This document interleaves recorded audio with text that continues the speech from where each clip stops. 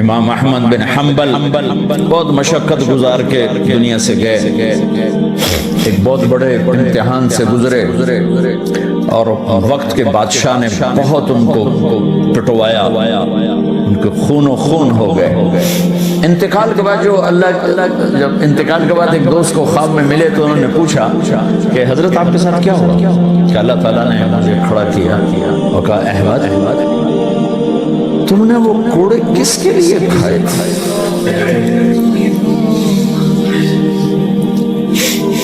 کہے اللہ میں نے تیرے لیے کھائے تھے۔ سبحان اللہ، یہ لذت جنت میں نہیں ملے گی۔ جوانی کی لذت پاؤ گے، میاں بیوی کی لذت پاؤ گے، کھانے پینے کی لذت پاؤ گے، زندگی کی لذت پاؤ گے، خوشیوں کی لذت پاؤ گے، لیکن اس کے لیے رونے تڑپنے کی لذت نہیں پاؤ گے۔ اللہ میں نے تیرے لیے، تو اس پر فرمانے لگے میرے اللہ نے کہا کہ احمد ہاں ہم جانتے ہیں تم نے یہ سب کچھ میرے لیے کیا۔ جنت والے تو مرنے کے بعد میرا دیدار کریں گے، میں تمہیں ابھی سے اپنے چہرے سے پردہ ہٹا کے دکھاتا ہوں، چل میرا دیدار کرتا رہے کیا اس کے لیے پیچھے ہٹ، اس کے لیے جو میں نے ایک شروع میں بات کی تھی کہ ہم کس لیے جی رہے ہیں، ہمارے جینے کا مقصد کیا ہے، وہاں سے میں نے بات ہمارا جینا مرنا اللہ کے لیے۔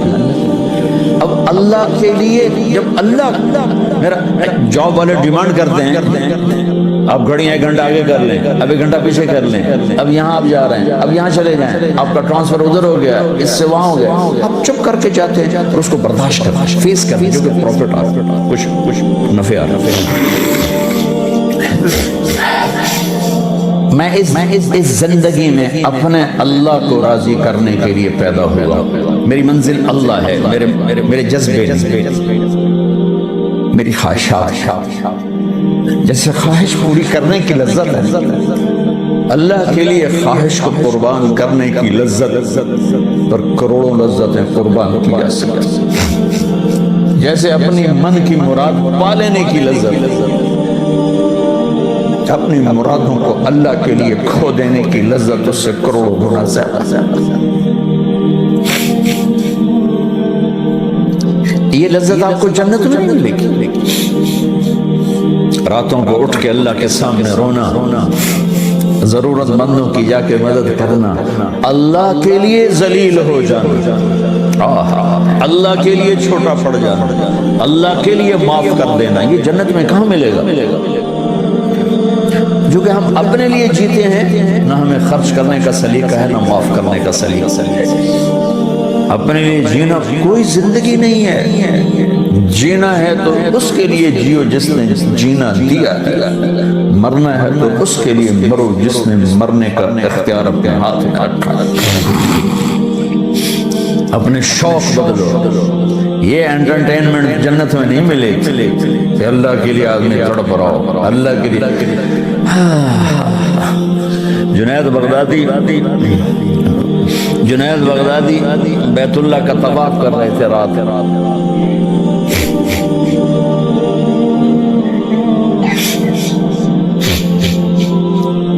ایک لڑکی جوان طواف کر رہی اور زور سے یہ شعر پڑھ رہے، اب الحب ان یخفا قد کتمته فاصبح عندي قد اناخ وطنبا اذا اشتد الشوق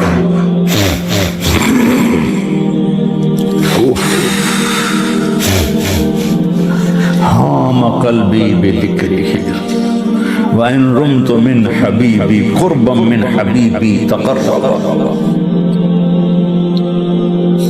يبدو فأفنى ثم أحيا ويسعدني حتى ألذ وأطرب۔ کہاں سے ترجمہ کروں؟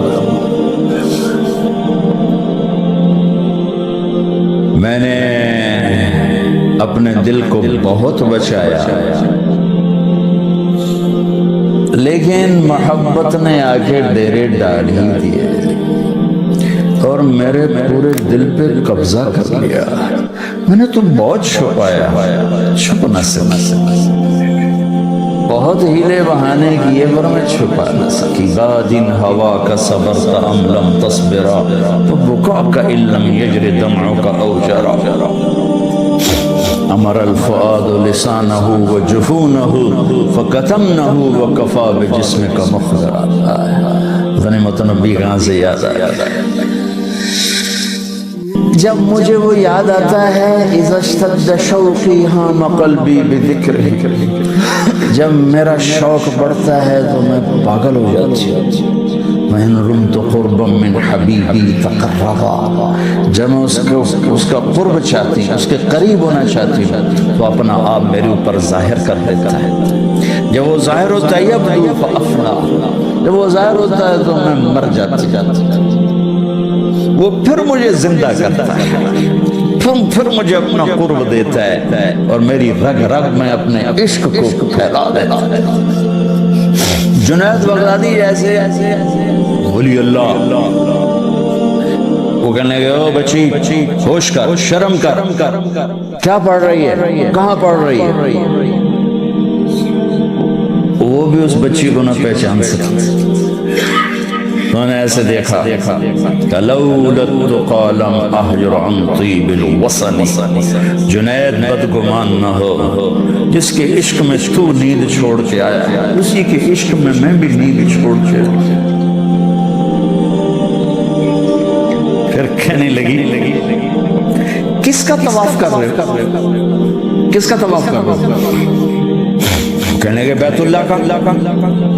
تو زور سے ہنسی اور یوں آسمان کی طرف منہ اٹھا کے کہنے لگی میرے مولا کیسے تیرے دیوانے لوگ ہیں جو تجھے چھوڑ کے پتھروں کا طواف کرتے. جنید کہتا میں تو بے ہوش ہو کے گر گیا، ہوش آیا تو لڑکی جا چکا. یہ مزہ جنت میں نہیں ملے گا. ایک بزرگ فرمایا کرتے تھے یا اللہ تو کہتا ہے جنت میں نماز نہیں ہوگی تو نماز کے بغیر جنت میں جی کیسے لے؟ یہ سجدے، یہ روزوں کی بھوک کی شدت، پیاس کی شدت، یہ اللہ کے لیے خواہشات کو قربان کرنا، اللہ کے لیے جذبے قربان کرنا، یہ نعمت اللہ کی قسم بہت بڑی ہے. یہ یہیں ملے گی اور کہیں نہیں ملے گی. اپنے لیے جینا چھوڑ دو، اس کے لیے جینا سیکھو جس نے جینا دیا ہے. اس کے لیے مرنا سیکھو جس نے مرنا اپنے ہاتھ میں رکھا ہے. اس کی خوشی پر اپنی خوشی قربان کرو، اس کا مزہ چکھو. غصہ نکالنے کا مزہ تو روز چکھتے ہو، غصے کو برداشت کرنے کا مزہ چکھو. یا اللہ تیرے لیے عزتوں کو ڈھونڈنے کے مزے لیتے ہو، ذلیل ہونے کا مزہ لے کے دیکھو اللہ کے اللہ کے بدلہ لینے کا مزہ چکھتے ہو، معاف کرنے کا مزہ لے کے دیکھو اللہ کے. ایک تو آپ کے گھر جنت بن جائیں گے. گھروں میں ٹینشنیں پھیلی ہوئی ہیں، کوئی بڑی وجہ نہیں ہے، صرف معاف کرنا نہیں آتا، درگزر کرنا نہیں آتا، جھکنا نہیں آتی، نہ کوئی جائیدادوں کے مسئلے ہیں اور نہ کوئی بہت بڑے جھگڑے ہیں، صرف جھکنا نہیں آتا، معاف کرنا نہیں آتا، سہنا نہیں آتا، درگزر کرنا نہیں آتا. اور کوئی لڑائی نہیں. مجھے زندگی 1982 سے میں یورپ میں آ رہا ہوں اور اپنے ملک میں بھی دیکھ رہا ہوں جو گھروں میں آگ لگی ہے، خاندان بکھر رہے ہیں، رشتے ٹوٹ رہے ہیں. کہیں کوئی جینوئن مسئلہ ہوتا ہے، کوئی جائیداد ہے یا کوئی بڑا جھگڑا ہے، لڑائی. ہر جگہ ویسے ناک کا مسئلہ ہے کہ میں نیوا نہیں پہ سکتا. تم اللہ کو بیچ میں لاؤ تو یا اللہ یہ دیکھ میں تیرے لیے ذلیل ہو رہا ہوں، پھر اس کا مزہ لے کے دیکھو. اس ذلت میں بھی وہ مزے ہیں کہ ساری عزتیں قربان ہو سکتی ہیں. اس معاف کرنے میں وہ مزے ہیں کہ سارے بدلے قربان کیے جا سکتے ہیں. اس خرچ کرنے میں وہ مزے ہیں کہ سارے بینک بیلنس اس پہ قربان کیے جا سکتے ہیں. پیا ایام کی تلخی کو بھی ہنس کے ناصر، غم کے سہنے میں بھی قدرت نے مزہ رکھا. جوڑا جوڑا جنت میں رہیں گے، قریب قریب ہوں گے جنات و عدن یدخلونہ ومن صلح من آبائہم، ماں باپ و ازواجہم، بیویاں و ذریاتہم، اولاد قریب قریب. لیکن ہر آدمی، ہر شخص اپنی بیوی کے ساتھ، ہر عورت اپنے خامن کے ساتھ. یہ رشتہ سب سے بڑا رشتہ ہے، سب سے اہم رشتہ ہے. قرآن نے جتنا اس رشتے پہ زور دیا ہے کسی رشتے پہ اتنا زور نہیں دیا. والدین کی خدمت اور حقوق کے لیے چند آیات، اولاد کی تربیت کے لیے چند آیات، باقی رشتوں کے لیے تھوڑی تھوڑی آیات ہیں، لیکن خاوند اور بیوی کے رشتے کے لیے سینکڑوں آیات، پوری سورت اتاری ہے۔ سورہ تحریم خاوند اور بیوی کا رشتہ، سورہ طلاق خاوند اور بیوی کا رشتہ، سورہ نساء خاوند اور بیوی کا رشتہ، سورہ بقرہ، آل عمران، اتنی تفصیل ہے۔ اگر اس ساری تفصیل کو جمع کیا جائے تو وہ کئی سو آیات بن جائیں گی، جس میں کہ اللہ تعالیٰ اس رشتے کو گزارنا کیسے ہے وہ سکھاتا ہے، ایک اس کی اہمیت کی وجہ سے، ایک اس کی کمزوری کی وجہ سے۔ اہمیت اس کی یہ ہے کہ یہ پہلا رشتہ اور آخری رشتہ ہے، اس سے آگے نسل بنتی، اس سے رشتے جنم لیتے ہیں، اولاد ہوتی ہے تو یہی خاوند بیوی ماں باپ بن جاتے، آگے اولاد کی شادی ہوتی ہے تو یہی خاوند بیوی دادا دادی نانا نانی بن جاتے ہیں، ساس سسر بن جاتے ہیں، اس سے سارے رشتے جنم لیتے ہیں۔ اور دوسری اس کی کمزوری ہے، باقی رشتے ٹوٹتے نہیں۔ باپ اور بیٹے کا رشتہ یہ ٹوٹتا نہیں، چاہے تعلق اچھا ہو یا برا ہو۔ بھائی اور بھائی کا رشتہ یہ ٹوٹتا نہیں، چاہے تعلق اچھا ہو یا برا ہو۔ بہن بھائی کا رشتہ یہ ٹوٹتا نہیں، چاہے بول چال ہو یا بند ہو۔ لیکن خاوند اور بیوی کا رشتہ ایک بول پہ ٹوٹ جاتا ہے، ایک لفظ پہ ٹوٹ جاتا ہے، اور اللہ چاہتے ہیں کہ وہ حالت پیدا نہ ہو اور وہ صورتحال پیدا نہ ہو۔ اس سے کیسے نکلنا ہے، اس سے کیسے بچنا ہے؟ صورتیں بھری پڑی، زندگی کیسے گزارنی ہے، صورتیں بھری پڑی۔ اور بدقسمتی سے یہ رشتہ سب سے زیادہ اس وقت پس رہا ہے، جتنا یہ اہم ہے اتنا یہ پس رہا ہے، اور اس کی وجہ ہمارا جوائنٹ فیملی سسٹم ہے کہ وہیں باپ رہتا ہے، وہیں ماں رہتی ہے، وہیں بیٹا ہے، وہیں اس کی بیوی ہے، وہیں اس کی بہنیں ہیں، تو ایک کھچڑی پک جاتی ہے۔ کسی وقت میں یہ بہت اچھا سسٹم تھا کہ ایک دوسرے کے رشتوں کی پہچان تھی اور ایک دوسرے کے مددگار تھے، لیکن اب یہ جوائنٹ فیملی سسٹم ایک مصیبت بن چکا ہے کہ رشتوں کی پہچان نہیں، اور جتنے لوگ زیادہ ہوتے ہیں اتنی لڑائیاں زیادہ ہوتی ہیں۔ اس لیے آنے والی کا یہ حق ہے، آنے والی کا یہ حق ہے کہ طیب کا باپ مالدار آدمی ہے، یہ اس کی بیگم مطالبہ کرے کہ مجھے الگ رکھو، میں تمہارے ماں باپ کے ساتھ نہیں رہنا چاہتی، تو اس کے ذمے ہے یہ اس کو الگ گھر لے کر دے، تاکہ اگر کوئی جھگڑا ہو تو 2 میں ہو، 10 میں نہ ہو۔ چونکہ جوائنٹ فیملی سسٹم میں ایک قطرے کی جو بات ہوتی ہے نا وہ موج بن جاتی ہے، ایک تنکے کے برابر کی بات ہے نا وہ جنگل بن جاتی ہے۔ اور خاص طور پر ساس اور بہو کا جو رشتہ ہے یہ بہت مسخ ہو چکا ہے، یہ بڑا پیارا رشتہ ہے۔ میں نے اپنی بیٹیوں کو ڈولی میں بٹھا کے رخصت کر دیا، میرا گھر میری بیٹیوں سے خالی ہو گیا، اب میں کسی کی بیٹی کو لے کے آ رہا ہوں یا آ رہی ہوں، میں اسے اپنی بیٹی بنا لوں، یہ آنے والی اسے اپنی ماں بنا لے، تو یہ کتنا خوبصورت رشتہ ہے۔ لیکن ساس ہی سب سے نیگیٹو کردار ہے اور سسر ہی سب سے نیگیٹو کردار ہے کہ یہ جانتے نہیں کہ میرے نبی کی زندگی کیسی تھی۔ میرے نبی نے مدینے کے صحابہ کو انصار کہتے ہیں اور مکے کے صحابہ کو مہاجرین کہتے ہیں، تو ایک دفعہ میرے نبی نے اپنے مدینے والے ساتھیوں کی تعریف کرتے ہوئے یہ بات فرمائی کہ یہ جو میرے انصار مدینہ ہیں، یعنی مدینے والے، یہ بڑے عالی شان لوگ ہیں۔ آپ نے ان کی سنو کس بات پہ تعریف کی، تہجد پہ نہیں، نماز پہ نہیں، جہاد پہ نہیں، تبلیغ پہ نہیں، ذکر پہ نہیں، تلاوت پہ نہیں، کہ یہ جو مدینے والے میرے صحابہ ہیں یہ بڑے زبردست لوگ ہیں۔ ان کے گھر میں جب کسی کی بیٹی بہو بن کے آتی ہے تو اسے ذرا بھی فرق نہیں محسوس ہوتا کہ ماں باپ کے گھر میں ہوں یا سسرال کے گھر میں۔ اس آنے والی کو اتنا پیار دیتے ہیں، اتنی محبت دیتے ہیں کہ وہ سمجھتی ہے کہ میں ماں باپ کے گھر ہی ہوں، میں سسرال میں نہیں ہوں۔ لیکن ہمارے آج کے ماحول میں سسرال آنے والی بیٹی بچی کے لیے ایک جہنم بن جاتا ہے، جہنم، تانے، بولیاں، طنز، تنقیدیں، اور اس میں ایک بڑی وجہ ہے، بچہ ماں پروان چڑھاتی، اللہ اس سے زندگی دیتا ہے، اس کی گود میں پلتے پلتے بڑا ہوتا، جب اس کی شادی ہوتی ہے اس کی محبت کا بہاؤ بیوی کی طرف ہو جاتا ہے، یہ طبیعی چیز ہے، فطری چیز، وہ اپنی بیوی کو زیادہ توجہ دیتا ہے، ٹائم دیتا ہے، تو اس کی ماں میں حسد پیدا ہو جاتا، وہ اس حسد کو پھر اس اپنی بہو کو تنگ کر کے نکالتی، کبھی بیٹے کے کان بھرے گی، کبھی اس کی بےزتی کرے گی، کبھی اس کو تانے دے گی، کبھی کسی قسم کے تانے دے گی، اس کے پیچھے کوئی جھگڑا تھوڑا ہے، اسی نے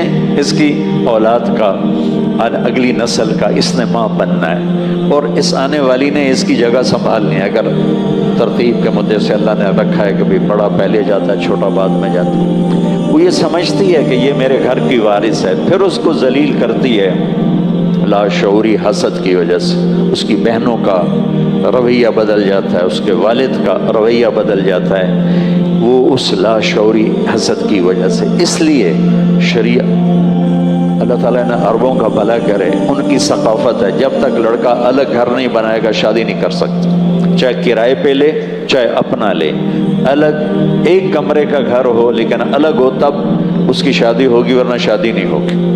ان کی کھچڑی نہیں بنی ہوئی، ان کی لڑائیاں ایسے نہیں ہوتی ہیں جیسے ہماری، سارا دن ایک لڑکا لڑکی آپس میں الجھ گئے، چھوٹا مسئلہ ہے، لیکن ساتھ ماں بھی الجھ گئی، باپ بھی الجھ گیا، بہنیں بھی الجھ گئے، چاچے بھی آ گئے، مامے بھی آ گئے، دادے بھی آ گئے، نانے بھی آ گئے، اتنے تو سوٹے چل گئے۔ اگر یہ اس کو گھر لے کے نہیں دے سکتا تو اس کے ذمہ ہے اس کو کرائے پر لے کر دے، اس کے بھی ہمت نہیں ہے تو گھر میں ایک پورشن الگ کر دے، اس کا کچن بھی الگ ہو، اس کا رہنا بھی الگ ہو، تاکہ اس میں کسی کا دخل نہ ہو، وہ اور اس کا خامد اور اس کی بیوی اپنی زندگی شروع کریں۔ وہ اتنے بھی نہیں رکھتا ہمت، سارے ایک جیسے نہیں ہوتے، ایک کمرہ، ایک کچن، ایک ٹوائلٹ، یہ آنے والی لڑکی کا حق واجب ہے، حق واجب۔ مشترکہ کچن ہوگا تو لڑائیاں ہوں گی، مشترکہ واش روم ہوں گے تو لڑائیاں ہوں گی، اور اگر یہ اس کی بھی ہمت نہیں رکھتا کہ کمرہ بھی نہیں الگ کر سکتا، واش روم نہیں دے سکتا، کچن نہیں دے سکتا، تو پھر یہ شادی نہ کرے، روزے رکھے تھے تسبیح پڑھے، کسی دے دینوں برباد نہ کرے۔ کسی کو بیٹی ہاتھ میں دے دینا کوئی آسان کام ہوتا، اور آتے ہی اس کو سولی پہ چڑھا دینا اور اس کو تانے دے دے کے تباہ و برباد کر دینا، اس میں دیندار اور دنیا دار دونوں برابر، اس میں داڑھی والے کلین شیو دونوں برابر، اس میں پردہ دار عورتیں اور بے پرد دونوں برابر۔ آگ لگی ہوئی ہے، آگ لگی ہوئی ہے، آگ لگی ہوئی ہے۔ بھائیو، اپنے رشتوں کو آباد کرو میرے نبی والے اخلاق کے ساتھ۔ رشتوں کو آباد رکھنا ہے تو صرف ایک چیز چاہیے، صرف ایک چیز، صرف ایک چیز، صرف ایک چیز سے ہر رشتہ آباد ہو جائے گا، وہ ہے ایک دوسرے کو برداشت کرنا، یا وہ ہیں میرے نبی کے اخلاق، یا وہ ہے ایک دوسرے کی تعریف، حوصلہ افزائی، یا وہ ہے ایک دوسرے کو طنز اور تانے سے بچانا۔ ان سینکڑوں آیات کا میں 2 لفظوں میں خلاصہ بتا دیتا ہوں، جو اللہ نے خامد اور بیوی کے رشتے کے لیے آیات، صرف 2 لفظوں میں سارا بتا دیتا ہوں، صرف 2 لفظوں۔ میرا اللہ کہتا ہے نساؤکم حرث لکم فاتوا حرثکم انا شئتم، تمہاری بیویاں تمہاری کھیتی ہیں۔ کاشتکار، زمیندار اپنی کھیتی کو کیسے پالتا ہے؟ یہاں تو کراچی تو زرعی شہر نہیں ہے، ہم تو پنجاب کے رہنے والے ہیں، تو ساتھ ہی زراعت چلتی ہے، ایگریکلچر چلتا ہے، لیکن اپنے گھروں میں پودے لگائے ہیں، پھلواڑی لگائی ہے، پھول لگائے ہیں، کسی نے کوئی پھلدار درخت لگایا ہوا ہے، تو اس درخت کو، اس گھاس کو، اس پھلواڑی کو کس طرح ہم لے کے چلتے ہیں؟ پانی کی ضرورت پانی لگاؤ، کھاد کی ضرورت کھاد لاؤ، سپرے کی ضرورت سپرے لاؤ، پھل نہیں دیا تو پریشان بیٹھے ہیں، پھل نہیں آ رہا، کوئی وجہ تلاش کرو۔ یہ ہے ہمارا رخ۔ کبھی دیکھا، میرا زمیندار گھرانے سے تعلق کہ بھائی آم نے پھل نہیں لیا اور زمیندار نے ڈنڈا اٹھا کے آم کی پٹائی شروع کر دی، تیری ایسی تیسی، تو پھل نہیں لیا، لتر مارو اس نے۔ تمہارے ہاں پپیتا ہوتا ہے، پپیتے نے پھل نہیں لیا تو اب جناب شیخ عتیق سوٹا چاہتے کھلوتا ہے تے ماری جاندہ ہے پپیتے نو۔ وہ شیخ صاحب کی ہو گیا کہ اس پھل ہی کوئی نہیں لیا، میں سوٹے مار رہے ہیں۔ کسی پاگل کو دیکھا ہے اس طرح کرتے ہوئے؟ ایک لفظ میں اللہ نے زندگی سمجھائی ہے کہ جس وقت میں جو ضرورت ہو اس رشتے میں، اس سے پورا کرنے میں لگو گے اور محبت سے کرو گے، جیسے محبت سے کرتے۔ رات کو پانی کی ضرورت ہے، رات کو لگے گا، دن کو ضرورت ہے، دن کو لگے گا، کھاد کی ضرورت ہے، فوراً آئے گی، چاہے ادھار لینی پڑے، چاہے فی بوری 500 روپے اوپر دینا پڑے۔ ہم تو کرتے رہتے ہیں یہ سب، سپرے کرنا پڑے گا، پیسے کوئی نہیں، ادھار لاؤ، جی وہ تو مہنگی دے رہے ہیں، لے آؤ بعد میں دے دیں گے۔ ہم اپنی کھیتی کو، پاکستان ایک زرعی ملک ہے، تم کراچی میں رہ کر بھی اتنا تو سمجھتے ہو کہ زراعت کو، کھیتی کو کیسے پالا جاتا ہے، کیسے اس کو لے کے چلا جاتا ہے، تب جا کر وہ پھل دینے پر آتی ہے۔ کوئی پاگل دیوانہ اپنی کھیتی پہ ڈنڈے نہیں برساتا، اس نے پھل نہیں دیا، اس نے ہل چلا دیا، ایسا کوئی نہیں کرتا ہے۔ اس میں جڑی بوٹیاں پیدا ہو گئیں تو آگ لگا دیتا ہے، ایسا وہ جڑی بوٹیوں کو نکالتا ہے، چھوٹے چھوٹے حل بنے ہوتے ہیں، چھوٹے چھوٹے، جو اس کے اندر چلتے ہیں کہ پودے کو نقصان نہ پہنچے، اور ساری گندی جڑی بوٹیاں نکل کے باہر چلی جائیں۔ ایسے ہی اس رشتے میں اور ہر رشتے میں گندی جڑی بوٹیاں پیدا ہوتی ہیں، بد زبانی سے، برے اخلاق سے، کچھ ناگواریاں، رنجشیں پیدا ہوتی ہیں۔ ہم یہ نہیں کرتے کہ ہل ڈال کے فصل تباہ کر دیں، ہم کرتے ہیں چھوٹے ہل سے اس بوٹی کو نکالتے ہیں۔ تو ان رنجشوں کو، ان بد اخلاقیوں کو، ان ناگواریوں کو نکالنا اس طریقے سے کہ رشتے باقی رہیں، رشتے ٹوٹے نہیں۔ یہ لفظ حرص کا تقاضا ہے کہ اپنی بیوی کو، اللہ یہ مردوں کو کہہ رہا ہے، مردوں کو کہہ رہا ہے، یا عورتوں سے نہیں کہہ رہا، مردوں سے کہہ رہا ہے، دوسرے میں دونوں سے کہے گا، یہاں صرف مردوں کو کہہ رہا ہے کہ جیسے تو اپنی کھیتی اور اپنی پھلواڑی اور اپنے درخت کی حفاظت کرتا ہے، اتنا کسی کی بیٹی تیرے گھر آ رہی ہے، اتنا اس کی حفاظت کر لینا تو دیکھ یہ تیرے لیے سایہ دار بھی، پھلدار بھی بنے گی۔ ماں زیادتی کرے بیوی کو بچا، تیرا ابا زیادتی کرے بیوی کو بچا، تیری بہنیں زیادتی کریں بیوی کو بچا، تیری بیوی طرف سے کوئی زیادتی ہو ماں باپ کے لیے پھر اپنے ماں باپ کو بچا۔ یہ اتنا بڑا بوجھ لے کے جو جا رہا ہے، میں نے قبول کیا، تو قبول کرنے کا مطلب یہ تھوڑا ہی ہے کہ اس کو لا کے اس نے نوکرانی بنا دیا۔ اس کی عزت نفس کی حفاظت، اس کے جذبات کی حفاظت، اس کی ضرورت کی حفاظت لفظ قبول کے اندر ہے۔ اس کی کمیوں سمیت قبول، میں نے قبول کیا، میں کمیاں بھی قبول ہیں اور صفات بھی قبول ہیں۔ لیکن میرے بھائیوں، ہمارا معاشرہ بہت سنگ دل ہے، بہت بے رحم ہے، اور ہمارے علماء سے بھی مجھے گلہ ہے کہ یہ صرف نماز روزے تک رہتے ہیں، یہ معاشرت بتاتے ہی نہیں لوگوں کو کہ زندگی کیسے گزار۔ نماز تو 5 منٹ کا کام ہے، کتنی دیر لگی 3 فرض پڑھنے میں؟ 8 منٹ، 7 منٹ۔ 24 گھنٹے کی زندگی کیسے گزارنی ہے کہ زندگی خوبصورت ہو جائے؟ وہ ہیں میرے نبی کے پیارے اخلاق، اور اپنی گھروں کی زندگی کو خوبصورت بنانا ہے۔ یہ دیکھو مجھے اپنے گھر کی زندگی، دفتر کی زندگی، بازار کی زندگی، محلے کی زندگی کو اگر خوبصورت بنانا ہے، اس زبان پہ قابو پا لیں، اس کو طنز سے پاک کر دیں، اسے طعنے سے پاک کر دیں، اسے ذلیل کرنے والے بول سے پاک کر دیں۔ نوکر سے بھی پیار سے بولو، نوکرانی سے بھی پیار سے بولو، اور اپنوں سے بھی، ماں سے بھی، باپ سے بھی، بیوی سے بھی، بچوں سے بھی، بھائی سے بھی عزت دینا سیکھو۔ میرے نبی نے فرمایا، سننا، یغلبن الکریم و یغلبہن اللئیم، آپ نے فرمایا جو کمینے لوگ ہوتے ہیں، کمینے کا لفظ میرے نبی کے استعمال کر رہے ہیں کہ جو کمینے لوگ ہوتے ہیں بیویوں کو دبا کے رکھتے ہیں، اور جو شریف لوگ ہوتے ہیں بیویوں سے دب کے چلتے ہیں۔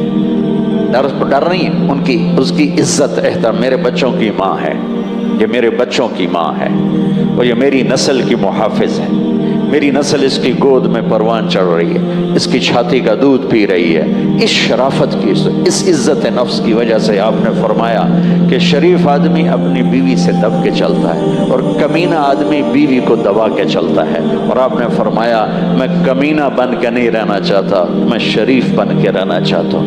मैं अपनी बीवी से दब के चलूँ, ये मुझे ज़्यादा पसंद है कि इसके साथ मुझे शराफत का टाइटल मिलेगा कि मैं बीवी को दबाऊं और मुझे कमीने का टाइटल मिले, ये मुझे मंजूर नहीं है। और हमारा माहौल है दबा के रख, तुन के रख, बोलन न देवी, खिसकन न देवी, हल्लन न देवी। ऐसे अहमक उल्लू लोग हैं, ना दीन पढ़ा है, ना कुरान पढ़ा है, ना शरीयत पढ़ी है, बस सिर्फ पैसा कमाना पड़ा है और कुछ भी नहीं पढ़ा। पैसे कमाने के इल्म को इल्म थोड़ा ही कहते। जो मेरे नबी ने जिंदगी सिखाई उसका नाम इल्म है, उसका नाम इल्म है। वो मेरे नबी ने 11 घर आबाद किए। शौक के थे 25 साल का नौजवान 40 साल की औरत से शादी करता है।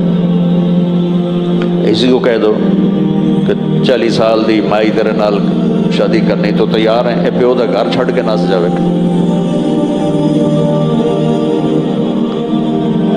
एक मंगनी टूटी हजरत खदीजा, एक मंगनी टूटी वर्का बिन नौफल से। एक शादी हुई अबू हाला, एक बेटा एक बेटी, अबू हाला फौत हो गए। दूसरी शादी हुई इब्नु आबिद, एक बेटा पैदा हुआ, वो फौत हो गए।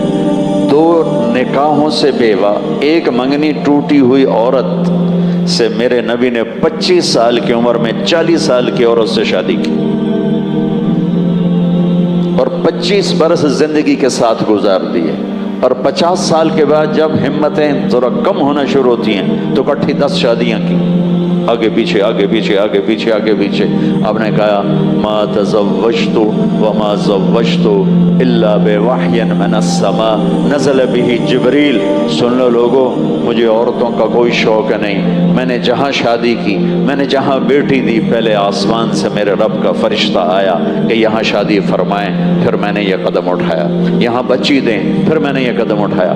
आपने हज़रत अली के निकाह का खुतबा पढ़ते हुए फरमाया कि लोगों, मेरे पास जिब्रील आया है अल्लाह का पैगाम लेकर कि मैं अपनी बेटी फातिमा का निकाह अली के साथ करता हूँ। फिर आपने हज़रत फातिमा का हाथ पकड़ के हज़रत अली के हाथ में दिया और फरमाया अली वाह तुझे नबी की बेटी मुबारक। फिर आपने कहा फातिमा, जो मुझे ख़ानदान में सबसे प्यारा था मैंने तेरा हाथ उसके हाथ में दे दिया है। तो भाइयों, अपने इस रिश्ते को आबाद करो हुस्न सुलूक के साथ। दूसरा लफ्ज़ है, इसमें तो सिर्फ मर्दों को कहा कि तू इससे खेती बना के लाया है, इसकी हिफाजत तेरे ज़िम्मे है।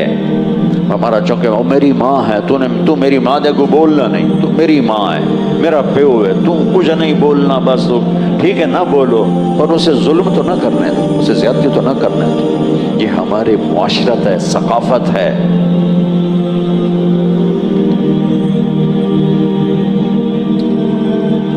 दूसरा लफ्ज बताता हूँ। मेरे अल्लाह ने कहा हुन्ना लिबासुल लकुम व अंतुम लिबासुल लहुन। सुब्हान अल्लाह। अल्लाह ताला ने पहले मुझे कहा यानी मर्दों को कि तेरी बीवी तेरा लिबास है। फिर औरतों से कहा तेरा खाविंद तेरा लिबास है। जान बहन दोनों को अल्लाह ने ये खिताब किया, तेरी बीवी तेरा लिबास है। अब मुझे इतना बता दो, जब हमें गुस्सा चढ़ता है तो कभी अपने कपड़े फाड़े, कभी आस्तीन फाड़ी, कभी उसके ऊपर चाय गिराई या उल्टा नैपकिन रख के बैठते हो कि कोई ऊपर सालन का कतरा ना गिरे, रोटी का जर्रा ना गिरे। किस तरह लिबास को हिफाजत से रखा जाता है और इस्तेमाल किया जाता है। तो मेरा अल्लाह एक पैगाम और दे रहा है, जितना लिबास को हिफाजत से रखते हो इतना इस रिश्ते को हिफाजत से रखोगे तो तुम्हारा घर खुशियों का गहवारा बन जाएगा। याद रखना मेरे भाइयों, चीज़ों से घर में खुशियाँ नहीं आती, शक्ल सूरत से खुशियाँ नहीं आती, सिर्फ अखलाक एक ऐसी ज़बरदस्त चीज़ है जो घर को जन्नत बना देती। ہوتا ہے. آپ نے فرمایا اجتنب الخضراء الدمن، آپ نے فرمایا خضراء دمن سے بچو، خضراء دمن سے بچو. صحابہ نے کہا یا رسول اللہ خضراء دمن کیا ہوتا ہے؟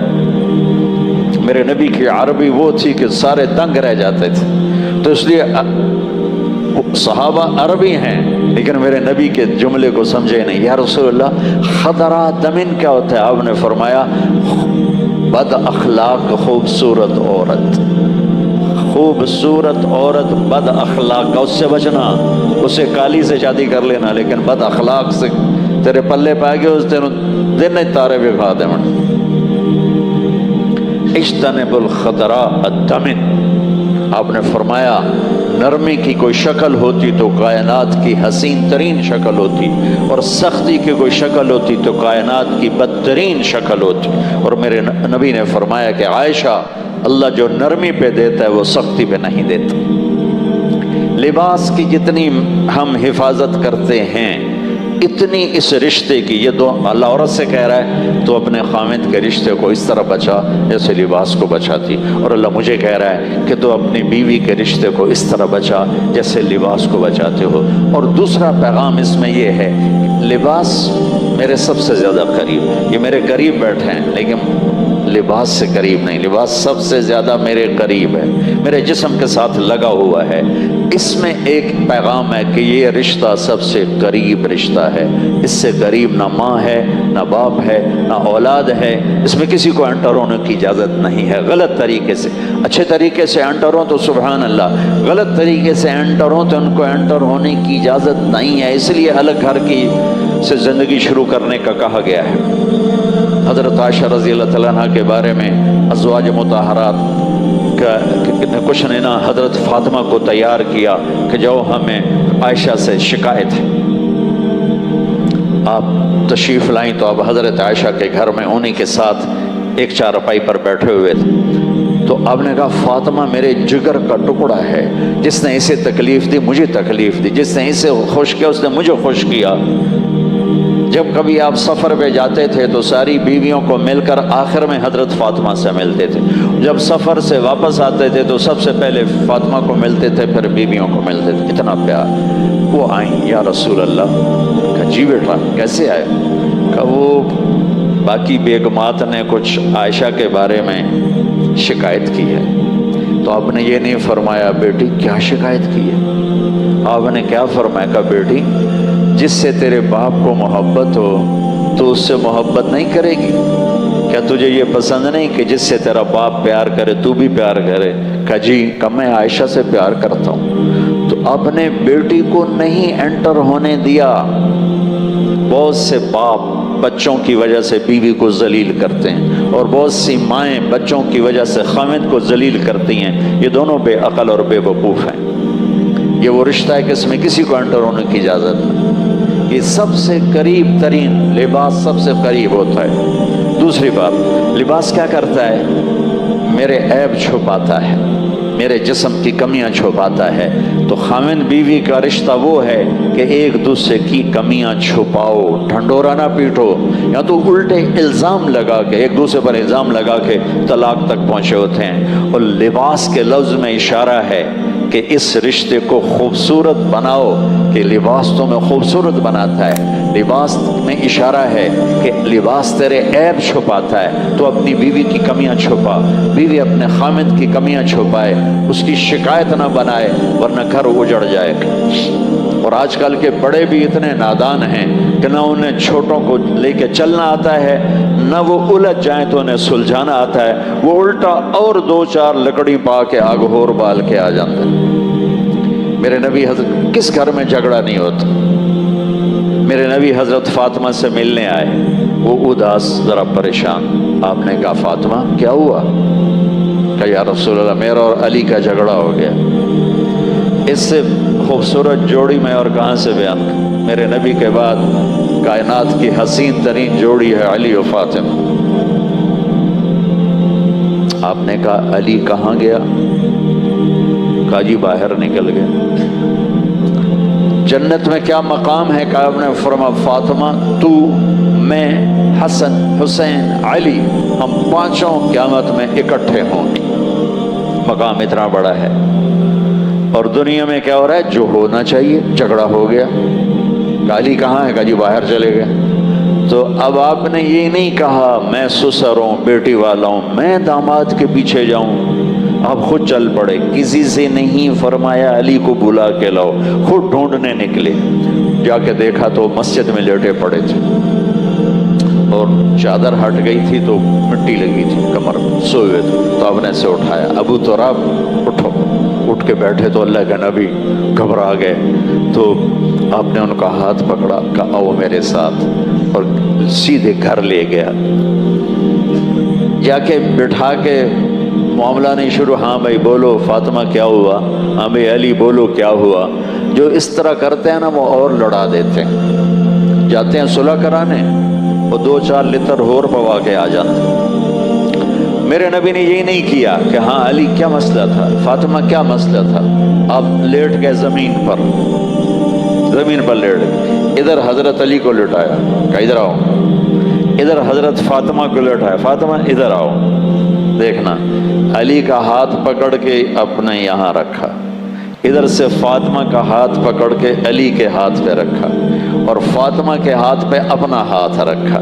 अब ये अली का हाथ, ये फातिमा का हाथ, ये मेरे नबी का हाथ। और आपने फरमाया बच्चों बोलो हमारी सुलह होगी, बोलो हमारी सुलह होगी। तो दोनों ने कहा हमारी सुलह हो गई। तो इतने खुश हुए कि नूर, चेहरे से नूर निकलने लगा।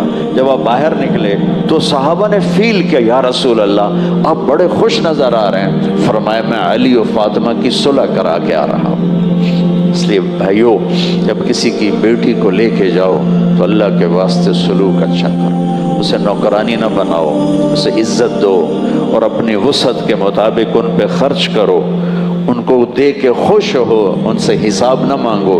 अल्लाह ताला ने तुम्हारी आने वाली नस्ल इस बच्ची के साथ जोड़ी है।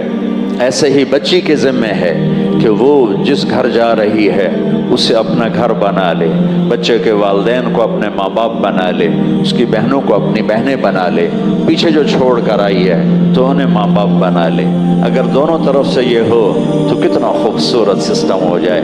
लेकिन दोनों तरफ से खिंचाव पैदा होता है, जिसकी इब्तिदा 99% ससुराल से होती है, 1-2% लड़की ऐसी बेवकूफ़ होती है को आते ही उजाड़े शुरू कर देती है। वरना जितने हालात मैं सुनता हूँ उसमें 98-99% लड़के और लड़के के वालिदैन का और अजीज़ों का हाथ होता है। भाइयों कोशिश करो हम रिश्तों को खूबसूरत बनाएं, रिश्तों को आग ना लगाएं, अपनी ज़बान के बोल को मीठा रखें, ज़बान के बोल को खूबसूरत रखें तो रिश्ते आबाद हो जाते हैं। और तीसरी बात लफ्ज़ लिबास में है कि लिबास हम अपनी पसंद का पहनते हैं। जब आदमी बड़ा हो जाता है, छोटा होता है तो माँ बाप पहना देते हैं, जब बड़ा हो जाता है तो कहता नहीं मुझे ये कलर नहीं चाहिए, मुझे ये कलर चाहिए, मैंने कॉटन लेनी, और मैंने वॉश एंड वेयर लेना है, मैंने गर्म लेना है, मैंने ठंडा लेना है, मैंने नीला रंग लेना है, मैंने सब। हम अपनी पसंद का कपड़ा लेते हैं। माँ बाप भी कहते हैं ठीक है अब तुम बड़े हो गए हो। लिबास के लफ्ज़ में इशारा है कि इसमें लड़के लड़की की पसंद को ज़रूर पूछा जाए और उसका ख्याल किया जाए। अगर मेरी बेटी मुझे कह दे कि मुझे यहाँ शादी नहीं करनी तो वो मेरी नाफरमान नहीं, उसने शरीयत का हक़ इस्तेमाल किया है। मेरा बेटा कह दे कि अब्बा मैं यहाँ शादी नहीं कर सकता तो ये उसका हक़ है, वो कह सकता है मैं नहीं कर सकता, कि ज़िंदगी इन बच्चों ने गुजारनी है। हम अपनी राय मुसल्लत कर देते हैं, नहीं बस ऐसे ही करनी है। ख़ास तौर पर हमारे देहातों में बच्ची तो गाय की तरह है, जिधर उसको रस्सी से बांध दो वो बेचारी बंध जाती है। पूछना होता है, पूछो, बेटे से राय लो, बेटी से राय लो, वो हाँ करे फिर कदम उठाओ, वो इनकार कर दे तो उसे नाफरमान न समझो। और कौम ना देखो, जोड़ देखो, जोड़ जहाँ बने वहाँ शादी कर दो। मेरे नबी ने अपनी ख़ानदान में भी की, हज़रत आयशा, हज़रत उम्मे सलमा, हज़रत उम्मे हबीबा, हज़रत खदीजा, हज़रत हफ्सा, हज़रत ज़ैनब, और अपने कौम में की हज़रत जुवैरिया, हज़रत मैमूना, یہ اپنی قوم ہے، پہلے خاندان کی ہیں پھر قوم ہے، پھر قوم سے باہر کی حضرت صفیہ یہودی قبیلے بنو قریظہ میں سے ہیں، آپ نے ان سے شادی فرمائی اور ان بتوں کو پاش پاش کیا کہ رشتوں میں مناسبت دیکھو، یہ نہ دیکھو کہ بس ہم چنیوٹیاں جی کرنا ہے اور اب میمن میں ہی کرنا ہے، یہ نہ دیکھو، یہ دیکھو کہ جوڑ ہے کہ نہیں ہے، جوڑ ہے تو اپنوں میں ہو تو سب سے اچھی بات، اپنوں میں نہ ہو تو قوم نہ دیکھو، پھر جوڑ دیکھو، مناسبت دیکھو، اگر وہ ہاں نہ کرتا ہے بچہ بچی، اسے حق حاصل ہے، اسے اللہ نے یہ حق دیا ہے۔ حضرت علی رشتہ مانگنے آئے، میں پہلے سنا چکا ہوں کہ جبریل آ چکے تھے کہ رشتہ یہیں دینا ہے، تو آپ نے ہاں نہیں کی، آپ نے کہا انشاءاللہ، حضرت علی نے کہ رشتے فرمایا انشاءاللہ، اور اٹھ کے چلے گئے۔ صحابہ نے پوچھا حضرت علی سے کیا ہوا؟ کا انکار ہو گیا۔ کا انکار کیسے؟ کہ کچھ بولے ہی نہیں۔ تو عبد الرحمن بن عوف نے پوچھا کچھ بولے تھے؟ کہ انشاءاللہ کہا تھا۔ کہ پھر مبارک ہو گیا، نبی کا انشاءاللہ ہاں ہی ہوتا ہے۔ یہ کیوں نہیں کہا ہاں ٹھیک ہے مجھے منظور ہے؟ جبریل آئے بیٹھے ہیں کہ یہیں رشتہ کرنا ہے، پھر آپ کہہ رہے ہیں انشاءاللہ، اللہ کی قسم ہمیں سبق سکھانے کے لیے تھا۔ آپ گھر گئے اور اپنی بیٹی کو بلایا کہ بیٹی فاطمہ علی کا رشتہ آیا ہے، ہاں کر دوں؟ اللہ اکبر، کیا خیال ہے؟ حضرت فاطمہ کہیں کہ نہیں، یہ تو آج کی ہماری بیٹیاں اس دور میں بیچاری چپ کر اٹھ کے چلی جاتی ہیں، تو وہ تو جنت کی عورتوں کی سردار، میرے نبی کے آنکھوں کا تارا، جگر کا ٹکڑا، اور آپ کہہ رہے ہیں فاطمہ علی کا رشتہ آیا ہے، ہاں کر دوں؟ جب حضرت فاطمہ نے ہاں کی تب آپ باہر نکلے، کہا علی لوگوں کو بلاؤ۔ پھر ایسے مسجد میں لوگ جمع ہوئے اور آپ نے ان کا نکاح پڑھایا۔ تو بھائیو، یہ نکاح سے متعلق چند باتیں ہیں۔ اپنی میرے نبی کی زندگی، عبادات مختصر اور اخلاقیات عالیشان، اور گھر ہوں، رشتے ہوں، کاروبار ہوں، بازار ہوں، ان سب کی خوبصورتی اچھے اخلاق کے ساتھ۔ آپ مالک ہیں تو نوکر سے اچھا سلوک کریں، نوکرانی سے اچھا سلوک۔ آپ باپ ہیں، اولاد کو عزت دیں، اچھا سلوک کریں۔ خامد ہیں، بیوی کو عزت دیں، بیوی ہے خامد کو عزت۔ آپ ساس ہیں، بہو کو عزت دیں۔ آپ سسر ہیں، بہو کو عزت دیں۔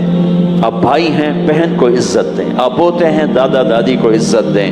یہ جو زہریلے جملے اور نشتر اور چبھو دینے والے تیر، یہ آدمی کو مار دیتے۔ طائف کے لوگوں نے میرے نبی کو پتھر مارے، اور جب وہ مکے آئے، مدینے آئے کلمہ پڑھنے، تو آپ نے ان کا استقبال بھی کیا اور روزانہ رات کا کھانا ان کے ساتھ کھاتے تھے۔ ٹھیک ہے، پتھر مارے، اتنے مارے کہ زخمی کر کے گرا دیا، مرنے والے ہو گئے۔ لیکن جب وہ آئے تو آپ نے وارم ویلکم، آؤ بھائی آؤ بھائی، رات کا کھانا روزانہ ان کے ساتھ کھاتے تھے۔ آپ مکہ جا رہے ہیں فتح کرنے، دو آدمی آ گئے، جی ہم توبہ کرنے آئے ہیں اور کلمہ پڑھتے ہیں۔ طائف والوں سے تو رشتہ بھی کوئی نہیں۔ یہ دو آدمی، ایک پھوپھی کا بیٹا عبداللہ بن امیہ، ایک چاچے کا بیٹا ابو سفیان بن حارث، ایک چاچے کا بیٹا ایک پھوپھی کا بیٹا، کتنا قریبی رشتہ ہے۔ اور ان دونوں نے اجازت مانگی کہ ہم آ کے توبہ کرنا چاہتے ہیں۔ آپ نے فرمایا میں ان کی شکل بھی نہیں دیکھنا چاہتا۔ انہیں کہو چلے جاؤ جہاں سے آئے ہو، مجھے نہیں ملنا، نہ مجھے تمہارا اسلام قبول ہے، نہ میں تمہاری شکل دیکھوں گا۔ پتھر مارے تھے؟ تلوار ماری تھی؟ نہیں۔ تیر مارا تھا؟ نیزہ؟ نہیں۔ تھپڑ؟ نہیں۔ زبان کی بکواس کی تھی۔ آپ نے فرمایا یہ عبداللہ نے مجھے حرم میں کہا تھا، آسمان پہ چڑھ کے فرشتے بھی لے کر آئے گا نا تو بھی تجھے نبی نہیں مانوں گا۔ آپ نے کہا مجھے اس کی بات نہیں بھولتی۔ اور یہ ابو سفیان میرے برائی میں شعر کہا کرتا تھا، شعر و شاعری کیا کرتا تھا، مجھے ان کا اسلام قبول نہیں ہے۔ جب نبی جیسا عظمتوں والا زبان کے بول کا اتنا درد محسوس کرتا ہے تو ہماری کیا حیثیت؟ ہم تو گندگی کے کیڑے لوگ ہیں۔ اس لیے اللہ کے واسطے اپنی زبانوں کو میٹھا کر لو، اپنے بول میٹھے کر لو، اپنے طنز کے زہریلے جملے اندر ڈال لو، اندر ڈال لو، صبر کر لو، تو ایسی طاقت بنو گے کہ ہر آدمی تم سے پیار کرے گا۔ یہ سارے رشتوں کو آباد کرنے کا نسخہ ہے جو میں نے اپنے نبی کی سیرت سے آپ کو بتایا ہے۔ یہ تبلیغ اس کو سیکھنے کی محنت ہے۔ آپ سب سے گزارش ہے زیادہ نہیں تو 3 دن آپ ہر مہینے تبلیغ میں جایا کریں، انشاءاللہ اس سے پوری زندگی کو ایک رخ ملے گا۔ نیت کرتے ہیں سارے بھائی؟ دیکھو ہر راحت اللہ نے جنت میں رکھ دی، ہر مزہ، لیکن یاد رکھنا اس کی یاد میں رونے کا مزہ جنت میں نہیں پاؤ۔ آپ کروڑوں سال زندہ رہو گے، ایک آنسو بہانا چاہو گے نہیں نکلے گا، ایک آنسو نہیں نکل سکے گا۔ یہاں تنہائی میں اس کے لیے تڑپنے اور رونے کا جو مزہ ہے، نہ وہ عورت میں ہے، نہ شراب میں ہے، نہ تخت میں ہے، نہ تخت میں ہے، نہ ملک میں ہے، نہ مال میں ہے۔ اس کے لیے رونا، اس کے لیے جذب قربان کرنا، اپنے جذبات پہ چھری چلا۔ امام احمد بن حنبل بہت مشقت گزار کے دنیا سے گئے، ایک بہت بڑے امتحان سے گزرے اور وقت کے بادشاہ نے بہت ان کو پٹوایا، ان کے خون و خون ہو گئے۔ انتقال کے بعد جب انتقال کے بعد ایک دوست کو خواب میں ملے تو انہوں نے پوچھا کہ حضرت آپ کے ساتھ کیا ہوا؟ کہ اللہ تعالیٰ نے مجھے کھڑا کیا اور کہا احمد تم نے وہ کوڑے کس کے لیے کھائے تھے؟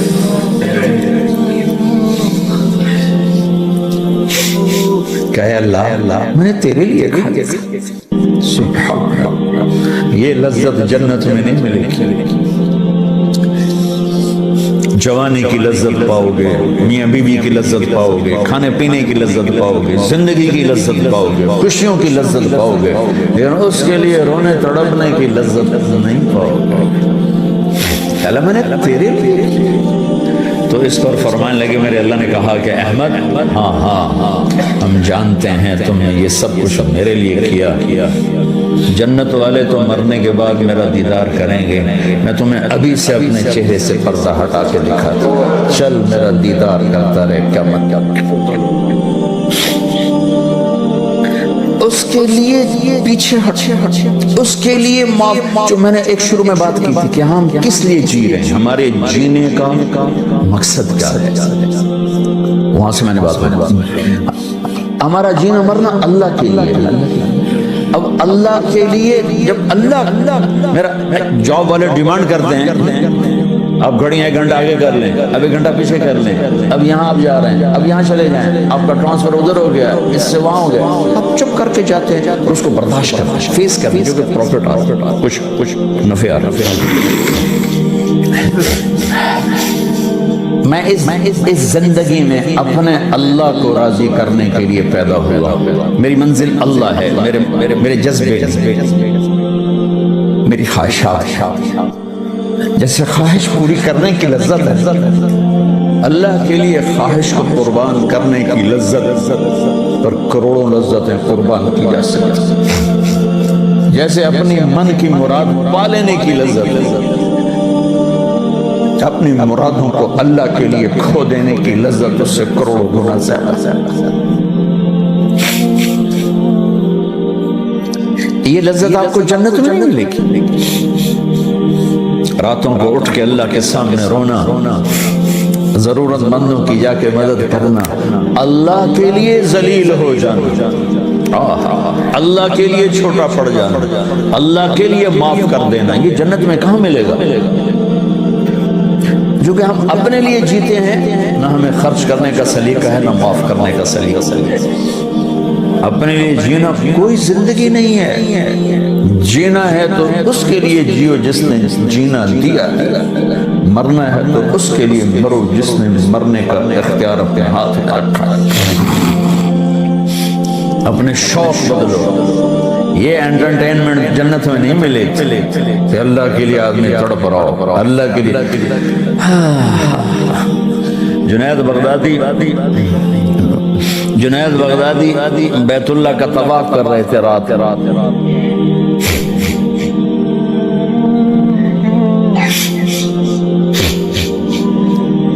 ایک لڑکی جوان طواف کر رہی اور زور زور سے یہ شعر پڑھ رہی، أو الحب أن يخفى وكم قد كتمته فأصبح عندي قد أناخ وطنبا إذا اشتد الشوق